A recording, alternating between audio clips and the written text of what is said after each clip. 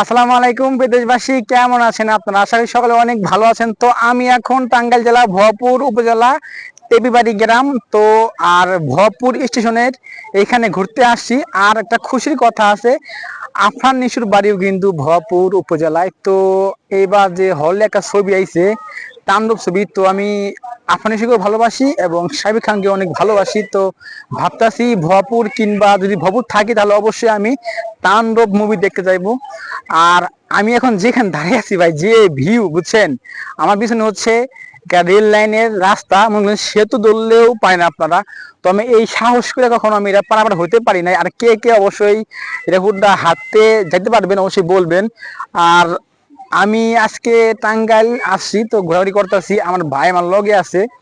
আর বিশেষ করে এই জায়গাটায় বিকাল হইলে শত শত মানুষ ঘুরতে আসে।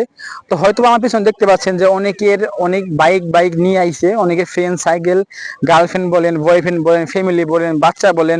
যেমন আমি ঢাকা থেকে এখানে ঘুরতে আসছি, তো এইখানে অনেক মানুষ দূর দূর থেকে ঘুরতে আসে, কারণ এই জায়গাটা অনেক সুন্দর এবং সবুজ প্রকৃতির কারণে আরো বেশি ভালো লাগে।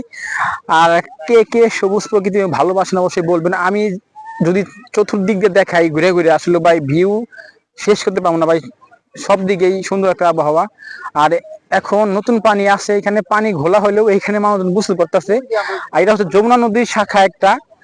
আর ভিডিওতে আসলে অত কথা বলা সম্ভব না ভাই, আসলে এত সুন্দর একটা ভিউ যা বইলে আমি কখনো প্রকাশ করতে পারবো না। তো যাই হোক, ভিডিওটা আজকে এই পর্যন্ত থাকুক।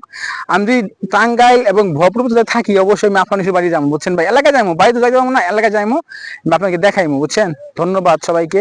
লাইক করবেন, ফলো করবেন এবং ভিডিও যদি ভালো লাগে শেয়ার করবেন।